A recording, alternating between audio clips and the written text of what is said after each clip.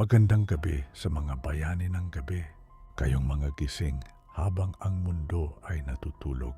Sa mga naglalakihang gusali sa Libis, Makati at Ortigas, akala nyo ba ay aircon lang ang nagpapalamig sa inyong batok?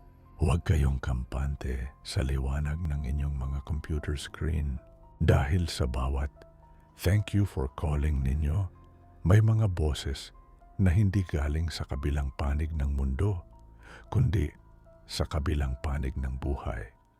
Ako, si Mang Hector. Huwag mong isusuot ang iyong headset kung wala kang naririnig na kabilang linya. Dahil baka ang kausap mo ay ang taong kukuha sa posisyon mo.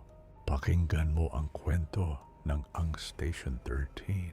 Si Mark ay isang bagong agent sa isang sikat na call center sa Libis. Sa kanyang unang gabi sa production floor, napansin niyang ang Station 13 sa dulo ng hilera ay laging bakante. Kahit punuan ang shift, may mga kwento-kwento na ang huling agent na gumamit noon ay bigla na lang nawala sa gitna ng isang tawag. "Huwag kang uupo dyan, Mark," babala ng kanyang team lead. Minalas ang station na yan, pero isang gabi, nagko-system issue ang buong floor at tanging ang Station 13 lang ang gumagana. Dahil sa pressure ng metrics, napilitan si Mark na doon mag-log in. Pagsuot niya ng headset, wala siyang narinig na static. Napakalinaw ng linya. Masyado itong malinis. Isang tawag ang pumasok. "Beep. Thank you for calling technical support. This is Mark. How can I help you?" Sabi niya. Walang sumagot sa kabilang linya. Pero naririnig niya ang mahinang paghinga. Pagkatapos, isang boses ng bata ang narinig niya. "Kuya, ang dilim dito sa ilalim. Bakit niyo ako iniwan?" Nanlamig si Mark. Ang boses na iyon ay boses ng kanyang nakababatang kapatid na namatay sa isang sunog noong bata pa sila. "Sino to? Hindi ito magandang biro." "Kuya, tingnan mo ang screen mo," sabi ng boses. Tumingin si Mark sa monitor. Ang software na ginagamit nila ay napalitan ng isang CCTV footage. Ang anggulo ay mula sa kisame, direktang nakatutok sa likuran ni Mark. Nakita niya ang kanyang sarili sa screen, nakasuot ng headset, nakaharap sa computer. Pero sa likod ng kanyang upuan, may isang maitim na figura na dahan-dahang bumababa mula sa ceiling tiles. "Malapit na ako, kuya," bulong ng headset.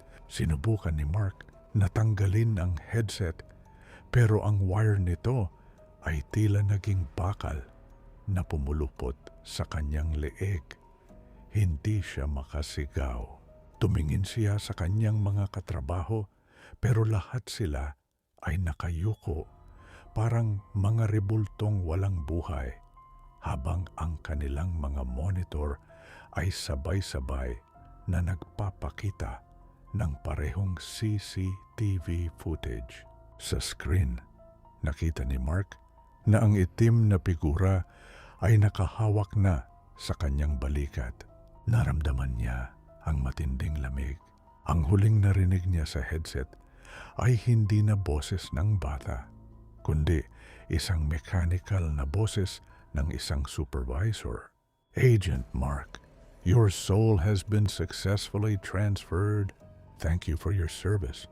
Kinabukasan, pumasok ang morning shift. Nakita nila ang Station 13 na bakante.